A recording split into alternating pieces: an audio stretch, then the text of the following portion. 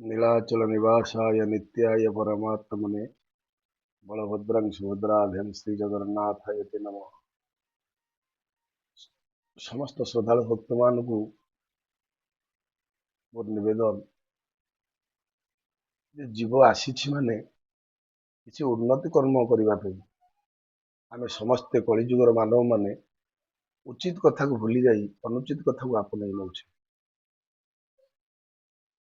तेणु केमिति जगत मंगल हेबो एवं ये जो शरीर आसी प्रभु जो देइछन्ति मनुष्य शरीर उन्नत शरीर ताकू प्रकृत कार्य लगे आम सुंदर भाव गोटे सुमनीष हवा आवश्यक जहाँकि आम आचरण उच्चारण सुंदर भाव हवा दरकार।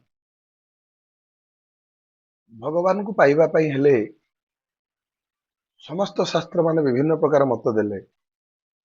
भागवत सी गोटे मत देले, रामचरित मानस सी मत दौरान, महाभारत देख गीता देख जहाँ भी देख समस्त गोटे गोटे मत देले जे केवल आमे भगवान माध्यम पाइबा हेले केवल नाम संकीर्तन ही प्रभु आम पाइबा कलिजुग किंतु नाम संकीर्तन नामटा को नाम भली आम करवा दरकार। लोक देखाणिया नाम करी आमे केबे भी प्रभु को पाई परिबा नहीं। जेमिति कि कथारे अच्छी जे आमे जदि आड्रेस टी भूल लिखिबा जदि ताले चिठीटा ठीक जगह पहुंच परिबा नहीं। तेणु आड्रेस टी ठीक लिखिले चिठी ठीक जगह पहुंचो। तेणु आमे से भली नाम करवा दरकार। आम शरीर भितर जो काम क्रोध लोभ मोह मात्सर्य एमानकु विदाय करने जो माया को काटापी हेले कि भगवान नाम निजक हजई देवा दरकार। तेणु ताहले आम प्रभुर सान्निध्य पाइबा। प्रत्येक पुराण रे भगवान को पाइबापी हेले किछि भक्त तार उदाहरण स्वरूप जैकि आम कहवा ध्रुव प्रहलाद छुटिया छुआटी हेले प्रभु को पाई पारा स्तंभर बाहर की प्रभु ताको देखादेले। तेणु से भली तार से भली उदारता थिला, तार से भली आचरण थिला, उच्चारण थिला, प्रभु पाखे से भली मन थिला, समर्पण भाव थिला। आम कलिजुगर समस्त मानव माने आम जदि से भली मनोवृत्ति रे प्रभु को चिंतन करवा ताले आम निश्चित भाव प्रभुकर सान्निध्य को लाभ पाइबा। भागवत लिखिले जे मनुष्य जन्मे जदि लाभ गोविंद संगीकर भाव कि कलिजुगर तार उल्टा आम करुचे गोविंद सांगे भाव नक अन्य मान सहित भाव करुचे जहाँकि आम दुख पाचे। तेणु किसी क्षणक आम ऊपर मन हो लोक देखाणिया हो कि परिस्थितिर दास ही हो त्याग यज्ञ पूजा पार्वण करुचे किंतु आम अंतर भितर प्रभु चिंतन रहुनी कि विश्वास रहुनी भरोसा रहुनी।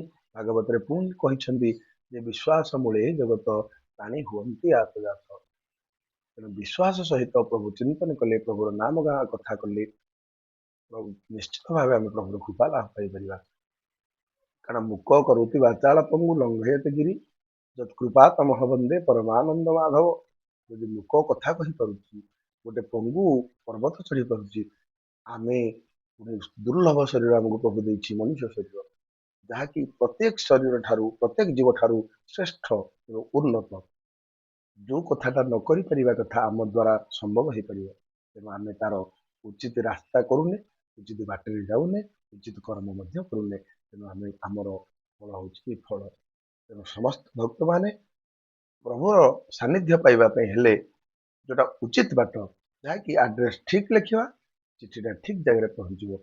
आड्रेस आम जगत में जिते सब अच्छी समस्त भक्त किसी ना कि आड्रेस आम भूल लिखुचे आमर चिठी भूल जगह पहुँची। तेणु समस्त भक्त मान अनुरोध करी जोड़हस्त नवेदन करी समस्ते प्रभु जो भगवान पठे ये मनुष्य शरीर किसी लाभ करने।